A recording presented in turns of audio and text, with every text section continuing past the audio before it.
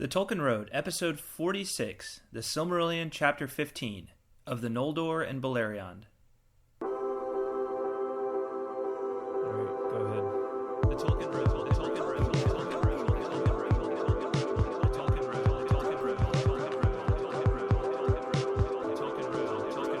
Road, the Tolkien Road, the Tolkien Road, the Tolkien Road, the Tolkien Road, the Tolkien Road,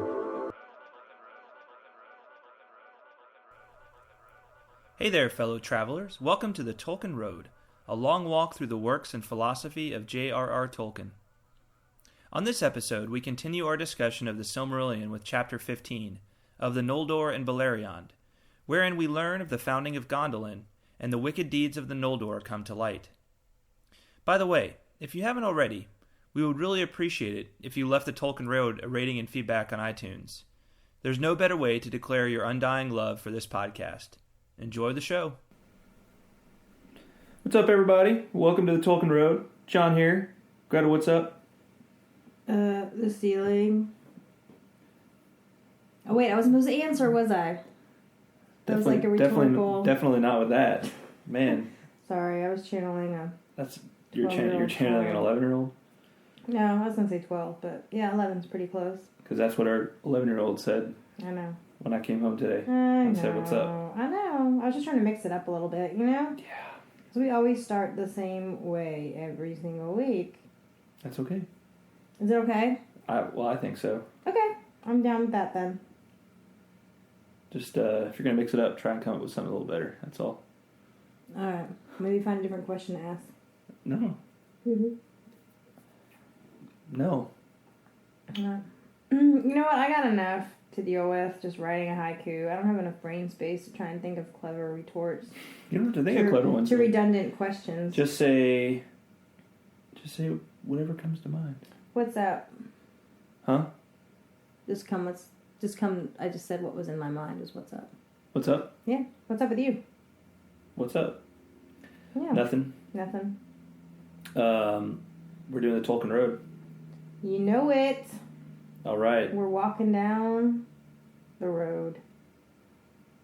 Making our way through Le Silmarillion. You know it. You know we are. Are we like halfway done yet? Yeah, we are. Oh, wow. You were actually prepared this week. Oh, and we're... Are we... This is chapter 15 of the return of the Noldor and Beleriand. Right, okay.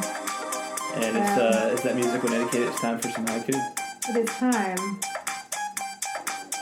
We're just jumping right in, aren't we? We're getting this party started. Like, yes. For reals. Yes, indeed. More efficiently than usual. I like it. Yeah. Well, I was thinking on this episode,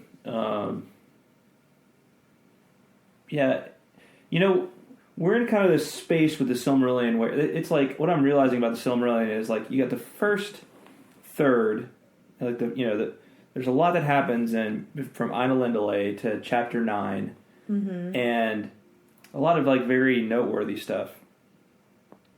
And then there's like a definite break in the story, in the story where it changes, obviously it shifts over to the other side of the world, the other side of the Great Sea, after the two trees are destroyed. And then there's a couple of battles that happen, and then there's like 3 or 4 or 5 chapters where it's just like, we're going to talk about just like how the lay of the land for 4 or 5 chapters. Yeah. And there's not a lot of excitement, and this chapter continues with it. I mean, there's some interesting stuff that happens in here, but not a lot of there's really not any action, Yeah. Not that everything that Tolkien is about action, but it's it takes some patience to kind of sort through and get through this stuff. It's a lot of stage setting. Yes. And even as we get into the next chapter of Meglin, that's a really interesting chapter because it's going to seem like the last several chapters have just been kind of like high level, like what's going on with the Noldor now that the siege of Angband is going on, and they're just kind of settling into Beleriand. Well, of Meglin is, it like focuses in on one particular elf, and one elf that like it's like, why do we care about this elf again? Yeah. Who's but that? we'll understand why eventually. But right. But it's just there's definitely this slow going period in the Silmarillion where the more you appreciate the story and the different layers of it of the overall Silmarillion, the more you get into it. But again, it's just I would love to be able to just go back and talk to both Christopher and to Mr. Guy Gabriel K and just find out kind of more about the thought process. But I suppose there's a lot in the history of Middle Earth that I probably just haven't read yet about the why they kind of constructed it the way they did, and why maybe could you have pulled a couple of those middle chapters out and put them into appendix and just made one more continuous story. I don't know. Yeah. I don't know. All right. Well, we've already played the haiku music, so I just wanted to introduce the chapter a little bit there. All right. You didn't really say what was happening in this chapter, though, did you? It's just more stage setting. I think it's basically three things, right? I mean, really, you can boil it down to two. First of all, Gondolin. Right. Ulmo inspires Turgon to found Gondolin, and then you've got the Galadriel and Melian speaking, and Melian figures out that something's up with the Noldor. They did something bad, and Thingol eventually gets one of Finarfin's sons to spill the beans on what it was. Right. So, that's kind of the gist of this chapter. But let's do some haiku. Let's do it. Yeah. So, paper, rock, scissors. Right? No, rock, paper, scissors. Golly. All right. Can't teach an old dog new tricks, can we? Nope. All right, here we go. Rock, paper, scissors, shoot. Ah, dang it. All right. You want to go first or second?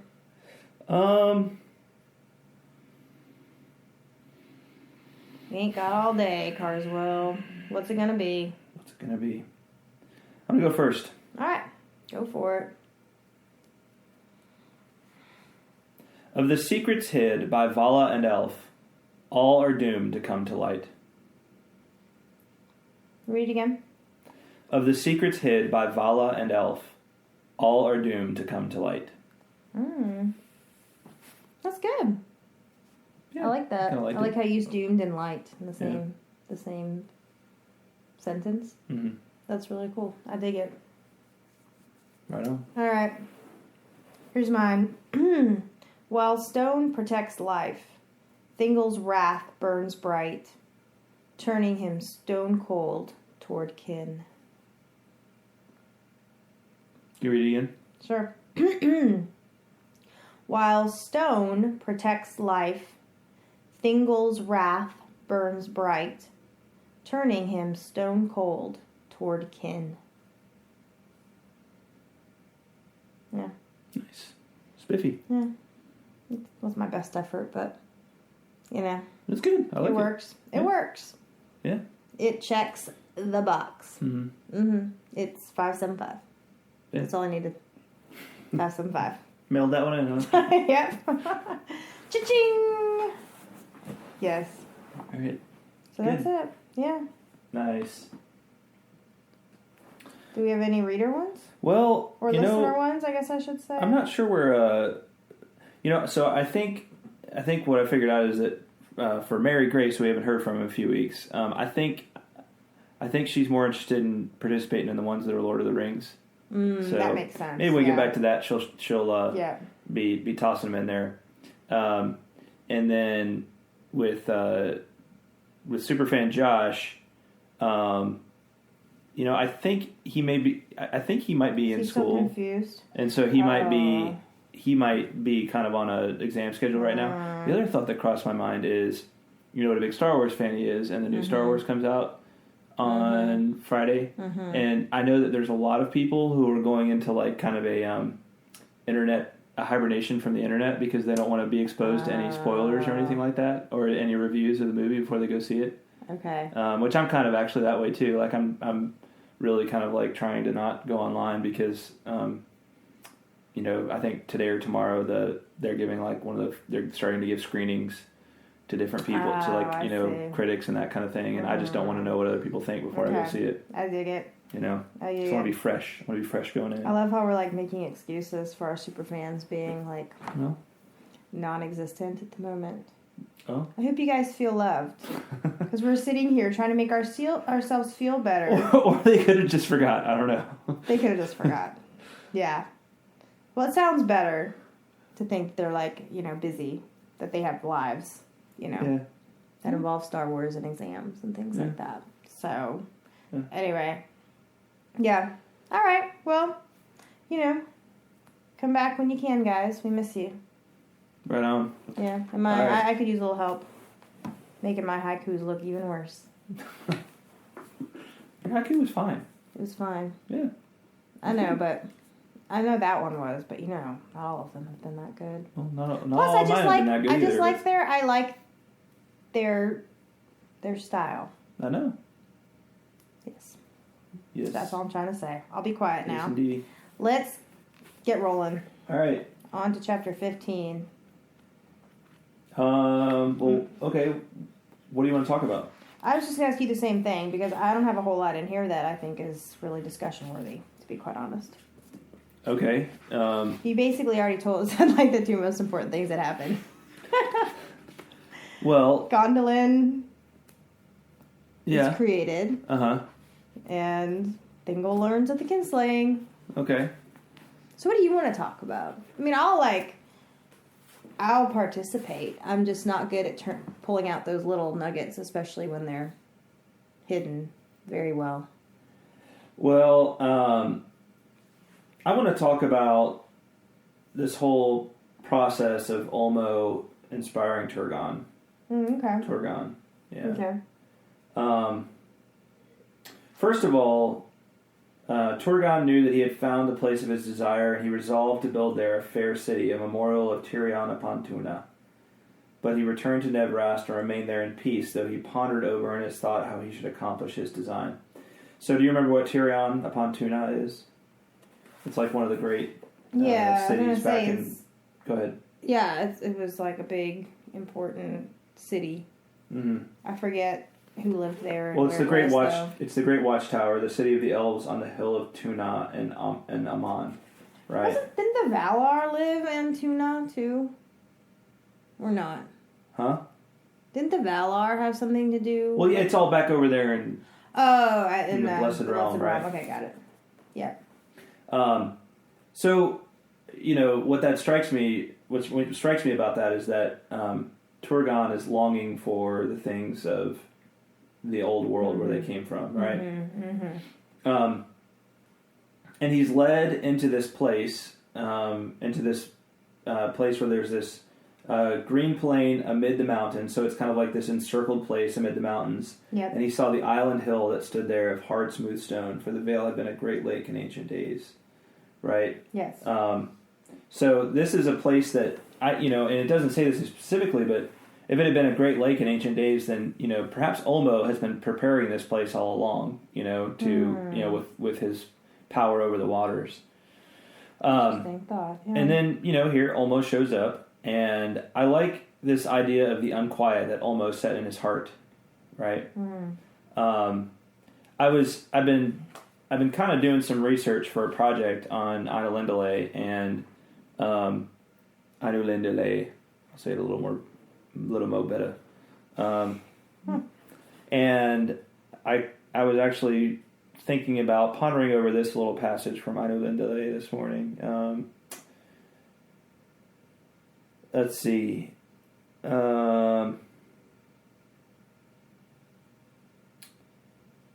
Okay. But of all these, water, they, meaning the elves, but of all these, meaning the children of Iluvatar, but of all these, water the children of Iluvatar most greatly praised.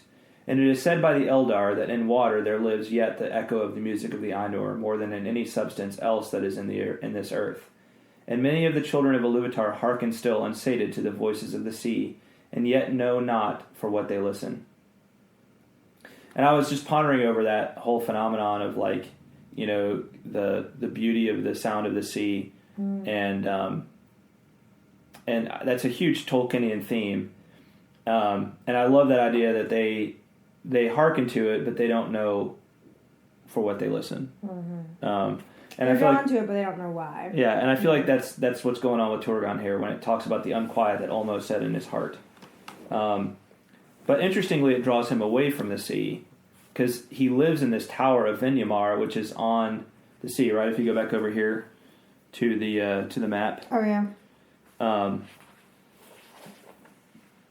Way out here at the edge, the very like western edge. Okay. That little hill right there, that's Vinyamar, where Turgon, that's like his little watchtower upon the sea right now. Oh, but right, he's right. being drawn back in here to where it says Gondolin right there, right? Way far inland. Yeah, quite a ways inland. So it's interesting that he's drawn away. He's drawn away from the sea, but to a place where a lake once was, and a hill has been formed there. So, but you know, but it's still it's apparent, but it's also by the Vala of the sea, and that's drawing him away there. So I don't know, just a kind of a weird little that is odd development that he would be. You'd think he'd be pulled towards the sea instead of away from the sea. Yeah. Let's see. It is said that Turgon appointed its name to be Gondolin Day in the speech of the elves of Valinor, the rock of the music of water, for there were fountains upon the hill. But in the Sindarin tongue the name was changed, and it became Gondolin, the hidden rock. Then Turgon prepared to depart from Nevrost and leave his halls in Vinyamar beside the sea. And there Ulmo came to him once again and spoke with him. And he said, Now thou shalt go at last to Gondolin, Turgon, and I will maintain my power in the vale of Sirion, and in all the waters therein, so that none shall mark thy going, nor shall any find there the hidden entrance against thy will. Longest of all the realms of the Eldali shall Gondolin stand against Melkor. But love not too well the work of thy hands and the devices of thy heart, and remember that the true hope of the Noldor lieth in the west and cometh from the sea. Yeah. That makes it even more interesting that he was being pulled away Right. from the sea, right? Because there it clearly says that the true hope of the Noldor cometh from the sea. Yeah. Right? You know, that's, and here, you know, even as Ulmo is giving him like this, you know, amazing kind of hidden place to go build this great city, he's basically saying like, but you just need to know like, things aren't really going to turn out well for you, because there's the doom of Mondo still applies, and I don't have any ability to lift it. Right. He says right after that, and he says the true hope of the Noldor lieth in the west and cometh from the sea. Right. You know, so there's no real escape from the doom that's been placed upon them. Right. Yeah. So I don't know. I like this interaction. I love the mystery of the interaction between Ulmo and Turgon, and how it's, even though it's drawing him away from the sea, it's still kind of a tribute to the sea, because he names it for the rock of the music of water. Anyway, I don't know. Yeah. I don't know what to do with it. Yeah. It is unusual, definitely. Can I ask why is it that they had to go in secret to this new place? They didn't want anybody to know where it was? Right. Okay. Well, the other, yeah, and one thing to realize too is that it's actually really, it's closer than just about anything else to Angband, right? Because Ardgallen up there is like getting into, I believe that might be the kind of the plain out in front of, hold on, Ardgallen. The great grassy plain north of Dorthonion, called after its desolation. Yeah, so it's, Ardgallen is basically just to the south of Angband. Yeah. So you think about it, like Gondolin is one of the closest realms to Angband, so it kind of needs to be hidden. Yeah, right? that makes sense. Yeah. For its own protection. Yeah. And they need to be kind of discreet. Right. In arriving. So, is Ulmo, did Ulmo inspire this mainly just as a protective thing for the people? Did he feel like that they would be safer in Gondolin than they would be on the sea? But that doesn't make sense either, because now they're closer to Angband, like you said. So I'm wondering why. I don't know. I think Ulmo is a hard character to read, right? Yeah. The ways of the Vala don't always make sense to us, and it's maybe especially with Ulmo because he's the one that's always out and about, never going back to really spend a whole bunch of time in council hanging out with the rest of the Vala, right? So I think part of it was just that's what the Vala do, is they inspire the elves and the other children of Iluvatar to kind of give them a calling and inspire them to greatness, befitting their particular identities and their particular characters. Yeah. And that may be what's going on here with Turgon. Okay. I don't know. Yeah, I don't I was know. kind of curious. It didn't strike me as odd until we started talking about it. And I'm like, oh yeah, that is kind of weird. Yeah. Kind of a curious interaction and sequence of events. Right. The description of it, the description of Gondolin is cool. It's not yet another place that I'm like, yeah, that'd be a cool place to live. Let's see. High and white were its walls, and smooth its stairs, and tall and strong was the tower of the king. There shining fountains played, and in the courts of Turgon stood images of the trees of old, which Turgon himself wrought with elven craft. And the tree which he made of gold was named Glingal, and the tree whose flowers he made of silver was named Belthil. But fairer than all the wonders of Gondolin was Idril, Turgon's daughter, she that was called Celebrindal, the Silverfoot, whose hair was as the gold of Laurelin before the coming of Melkor. Thus Turgon lived long in bliss, but Nevrost was desolate and remained empty of living folk until the ruin of Beleriand. So Nevrost apparently gets abandoned, and that whole region as other people depart to go to Gondolin. But Ulmo tells him to leave. Yeah. Like some arms there, right? Like some weapons and armor and stuff. Why is that? Well, I think we'll find out. Oh, okay. Yeah. All right. And then they mention this Turgon's daughter. Is she of any significance? Do we need to remember her name? Yes, she is. She is most definitely of significance. Okay. They'll come up. Yeah, a lot of stage setting going on. They'll come up again later. Several chapters from now. Okay. All right. Sweet. Well, we got. So that's the founding of Gondolin. So now we've got all our, we've got our big cities of the Noldor. We've basically got Gondolin, Nargothrond, and Menegroth. Right, those are the three great cities of Beleriand that belong to the elves. You might also count Vinyamar, but now that's been abandoned. Right. And then you've got Eglorest, which I believe is the city of Círdan, but perhaps not as great as the other cities. Well, what city was that you said? Eglorest. Eglorest. Okay. Yeah. Yeah. Okay. All right. Right. Now, shift over to Galadriel and hanging out in Doriath. Right. Right. With Melian. With Melian and her hubby Thingol. And Galadriel is, she spent a lot of time with Melian.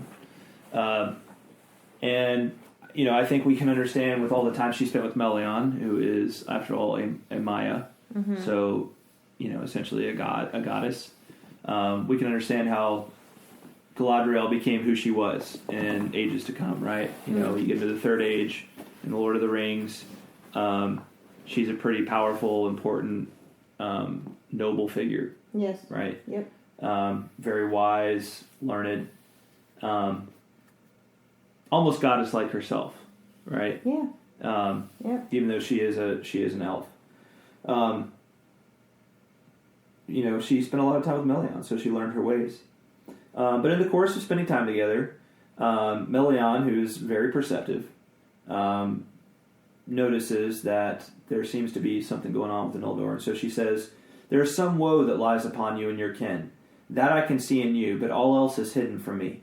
For by no vision or thought can I perceive anything that passed or passes in the west. A shadow lies over all the land of Aman, and reaches far out over the sea. Why will you not tell me more?"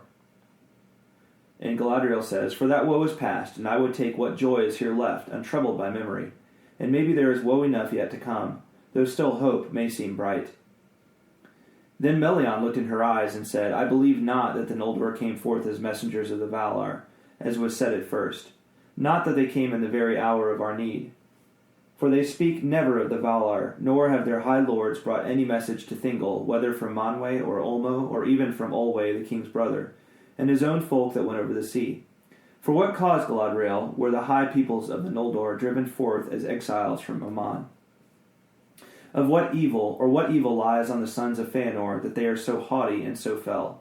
Do I not strike near the truth?" So Melian basically says, "I'm not buying this whole, you guys came from Valinor just to help us out, right?" I think that's a convenient excuse. Right? Yeah. It's a nice little cover-up. She's like, if that were true, then you would have brought news from all the folks back over in the Blessed Realm that, I'm sure would love to speak to us, and people we'd love to hear from. But you didn't. You didn't bring anything like that. Right. You arrived under cover of night. Right. Very sneaky.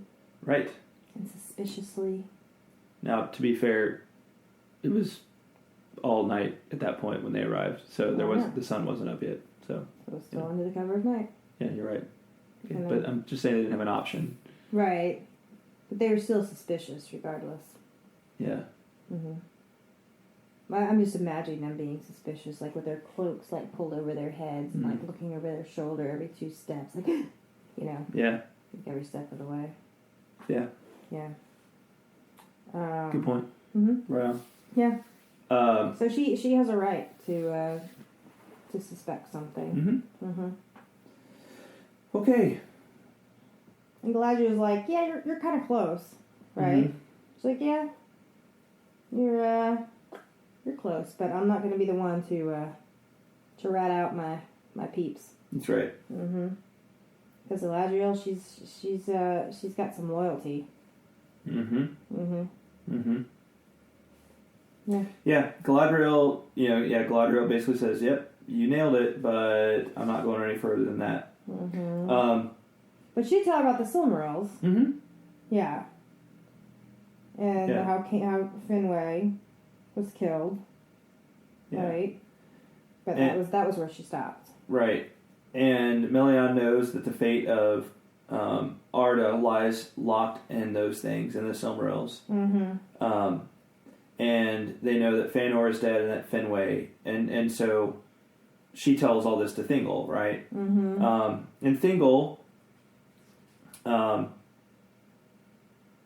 is sad to hear of Finwë's death, and because remember they were good friends. Yeah, they were. And now he's growing ever more suspicious.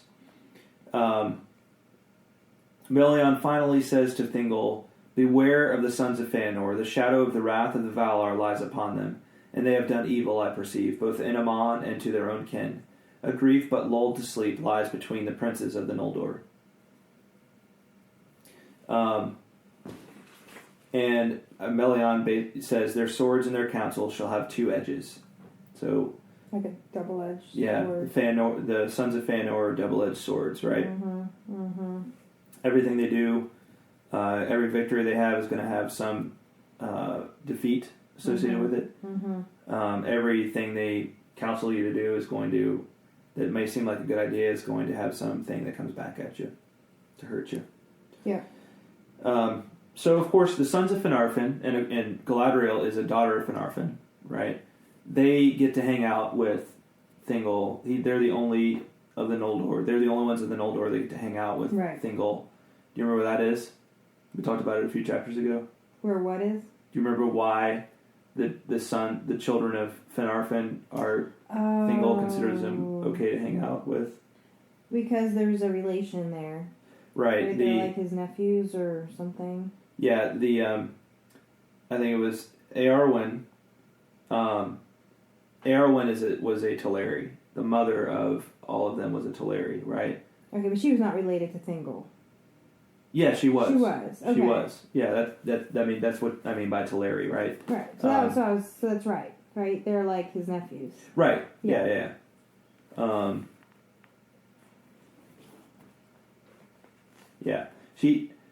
Eowyn was Elwë's niece, was Thingol's niece. Okay. The daughter of his brother Olwe. And then Galadriel, Finrod, Angrod, Orodreth, Egnor are descended from Finarfin and Eowyn. Okay. So that's why all these folks that we're about to talk about get to hang out with Thingol.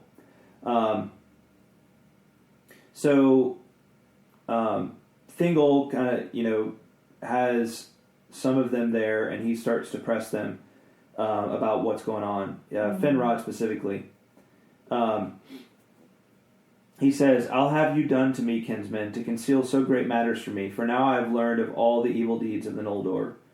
And Finrod answers, "What ill have I done you, Lord, or what evil deed have the Noldor done in all your realm to grieve you? Neither against your kingship, nor against any of your people have they thought evil or done evil." And he's like, "Hey, we haven't done anything over here to right. against you, right? Over here to to hurt you. What gives? Yeah. And Thingol says, I know there's something. You need to spill it, right? Mm-hmm. And Finrod is just not willing to do so. Right. And there's been some, apparently Melkor has been, using his spies that are out and about to kind of spread rumors too, and sow some seeds as he's wont to do. Right. And then it's finally Angrod, one of the sons of Finarfin, one of Finrod's brothers, who spills the beans. Then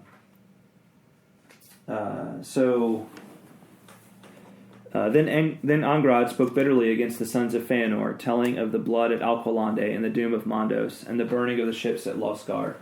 And he cried, "Wherefore should we that endured the grinding ice bear the name of kinslayers and traitors?" What is the grinding ice? That's the Helcaraxe, which was up in the north that they had to cross. Oh, right? Okay. Yeah, That's right. In order to get over. So he's basically saying, we why should we that had to go through that now be called traitors? Is that what he's saying? Right. Is that logic you can follow? Well, the sons of Feanor. Feanor and his sons were the ones who were really at the head of all this. And remember, they left all the rest of the Noldor on the other shore when they came over, right? They burned the ships and they made it so they had to... And so Angrod's basically being like, I don't have anything to protect the sons of Feanor about. Like, those jerks left us for dead over on the other shore, right? I see what you're saying. They got us to participate in all of their misdeeds, and then they left us for dead. And then we had to cross over... because we were already banished too, so we had to cross over, from the grinding ice. I see. Okay. So while Finrod is trying to be the guy who's like, I'm not going to tell on somebody else, Angrod's like, I got nothing. I don't have a need to protect these sons of Feanor. But this, Melian says the shadow of Mondos lies on you also. Mm-hmm. And not happening, right? Right. Like, I'm not buying that. Well. Yeah, and Thingol's basically like, okay, I get it. I'm really mad, but I get it. But here's the deal. He said, and Thingol said, I'm going to keep my friendship with Fingolfin and his people. Mm-hmm. But I forbid the speaking of the Quenya tongue in my realm anymore. You're going to speak Sindarin now, right? So the different Elvish form of Elvish they speak. he's saying, I forbid the speaking of the Noldor's tongue. Right. Okay. Yeah. And he says, and all such as use it shall be held slayers of kin and betrayers of kin unrepentant. So he's basically laying this form of penance on them, right? That you will not use the Quenya tongue anymore. Anybody that does is going to be an outcast. Yeah. Basically. I feel like that's a pretty gracious punishment. What do you think? Well, just so that you can't use your own language? I mean, he could have cut them off completely. Right? He'd be like, you're not welcome here. I don't want to see your face. Like, I'm not going to help you anymore for any reason. Mm-hmm. Instead, he's like, yeah, don't use your language. Learn ours. I mean, it's an interesting one. I mean, I wonder why. It's like, you killed my brother and you can't speak your language. It's. Yeah, that's what I'm saying. It doesn't. I feel like he could have been much more severe. But I'm trying to understand what is the significance of that for them, because it talks a little bit later about how they were the Noldor were able to accept it. They would still speak the high speech of the West amongst themselves. The lords of the Noldor would, but otherwise they spoke Sindarin. Mm-hmm. Yeah. Well, maybe it's a way of kind of downgrading their reputation, right? Of saying of just taking their dignity down a notch, Mm-hmm. Mm-hmm. Maybe that's what it's all about. Yeah, that could be. That could very well be. It also shows too, I think, just the high regard that Tolkien had for language, right? Mm-hmm. We already know that. Yeah. But to see that that's what he uses as the punishment, right? Right. You can't use. It just shows that in his mind it was a thing, it was a precious thing, mm-hmm. right? Language and the use of one's own language, right? And I feel like, I mean, a language is a very personal thing, and it's also it's a community thing, right? I mean, when you don't speak somebody else's language, you feel completely isolated. Like, mm-hmm. you feel, you can't communicate with somebody. You feel isolated, and you feel left out. Yeah. So that could have been part of it too. Mm-hmm. I mean, they'll be able to learn Sindarin, right? But they'll never be able to speak it like the other people, like the other elves can. So. Yeah. True. I mean, it'll never be their first language. And in a way, they're being forced to live as, you think of refugees, mm-hmm. right? Like coming to a land, and they have to learn, if they want to survive, they have to learn the language of the land that they fled from. Mm-hmm. And just knowing that they can't communicate with their own language is a constant reminder of what they left behind, right? And, that could be playing into it too. Right. So, yeah, it's an interesting, mm-hmm. an interesting sentence for sure. Yeah, I mean, it seems to me it's overall it's just kind of a way of saying, like, I consider you almost second-class citizens, mm-hmm. of this land. But it's an interesting question. It's not your homeland, and it never will be. I don't want you to ever feel comfortable here. Really. Maybe, yeah. Yeah. So the chapter ends with talking about Nargothrond being full wrought, so it's finally built up, and this is while Turgon is still dwelling in Vindhyamar, so he hasn't yet built Gondolin, as when we're referring to this, and the sons of Finarfin were gathered to Nargothrond for a feast, and Galadriel came as well. This is going back in time. Yeah. Okay. Basically to the beginning of the chapter. Okay. Right. And we we have this interesting little exchange between Finrod and Galadriel about Galadriel's like, brother, why haven't you found a nice she-elf and settled down yet? And Finrod has this little moment of foresight, has this little moment of prophecy where he says, I have an oath that I am going to be swearing. So this is not something that he is planning on doing. This is a prophecy. This is a prophetic word, right? Mm-hmm. This is a moment of inspiration. There's going to be an oath I swear, and I must be free to fulfill it and go into darkness, right? So it's almost like he knows that he's going to be taking a vow, and that if he were to marry, it would be, it would be almost an injustice against the person he was to marry, because he would have to leave them behind and whatever offspring, right? Mm-hmm. Whatever offspring fatherless. So is he prophesying his death here? Is that what he's doing? Well, talks about going. I mean, at least it sounds like it, doesn't it? Yeah, it does. Yeah. That's the way I would take it. Yeah. And and so anyway, finally. Well, he also says that nor will anything of my realm endure that that's his son true. should inherit. Yes, he's that's true. I'm not going to even leave them anyway. So why marry and have kids? Yeah. It's very dark. Yes. Very morbid. Well, and it says it is that not until that hour had such cold thoughts ruled him. For indeed, she whom he had loved was Amarie of the Vanyar, and she went not with him into exile. So we also learn a bit that Finrod left his love behind, and so now he's separated from her anyway. Mm-hmm. Right. Mm-hmm. So kind of a sad little tale. Yeah. It's a shame Tolkien didn't expand on that in here. I wonder if it's in. I'll have to go look that up and see if there's any more of it, and any of the history of Middle Earth stuff about Finrod and Amarie. It's kind of a little,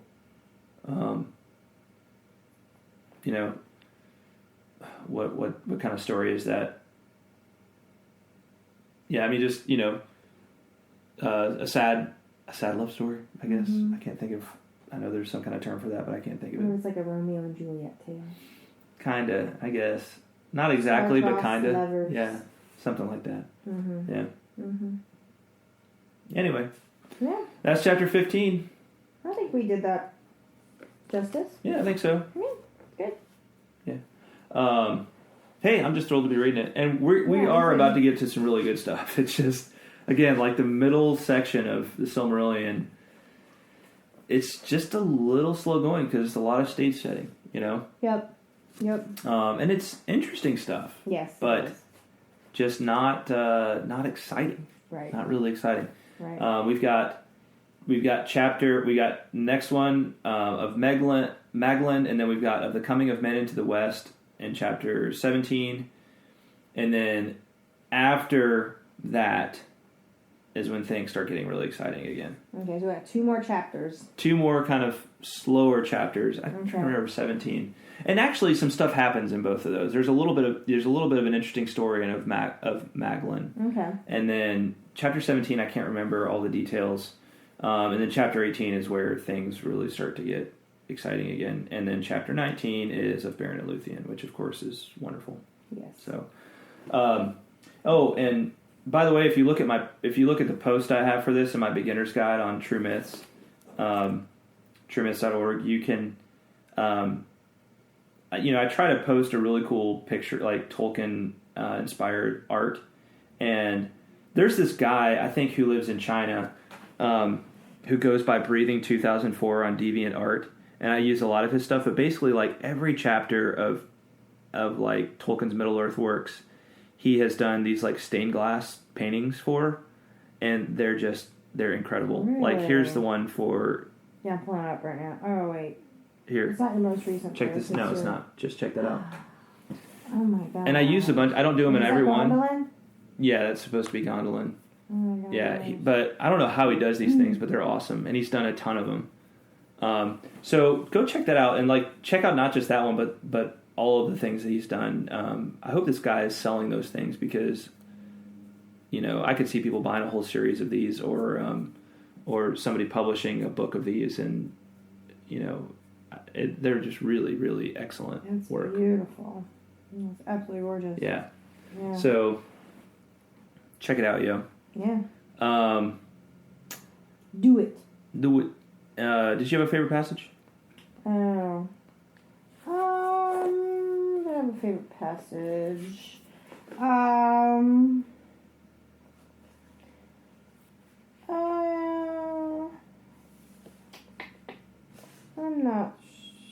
or... It's okay if you didn't have one picked out. I don't think I did. No, I don't think I did. It was all good to me. How about you? I just like the bit about the unquiet that Ulmo set in his heart. Oh, right. Yeah. I like that whole passage of the sea and Ulmo and Turgon. Yeah. You and your nautical obsession. It's all good. Right on. Yeah, Sea fever. Sea fever. Is that what it's called? I must go down to the sea again. I used to know that. It's a John Masefield poem. Must go down to the sea again. Like to the lonely sea in the sky, and all I ask is a tall ship and a star to steer her by. Something like that. Yeah. It's a cool poem. Anyway, that's not, I don't think that I got that right, but something like that. Sea Fever by John Masefield. Go check out that poem. Do it. All right. We're done. Sweet. We're done here. All right. We're done here. I'm out of here. You out of here? See you later. Yeah. Yeah. That's fun. Thanks, you. All right. Next time, Chapter 16 of Magdalene. Yeah. Yep. All right. Look forward to it. Talk at you later. Thanks for listening. Bye-bye. Bye, y'all. Please remember to check out truemyths.org for show notes and plenty of other Tolkien goodness. Also, if you're enjoying the podcast, would you please leave the Tolkien Road a rating and feedback on iTunes? It's a great way to support the show and takes less than a minute. On the next episode, we continue our discussion of the Silmarillion with Chapter 16, of Meglin, the story of a dark elf and his cursed offspring. It's the start of another dark period in the history of Middle-earth. We hope you'll tune in, and until next time, the road goes ever on.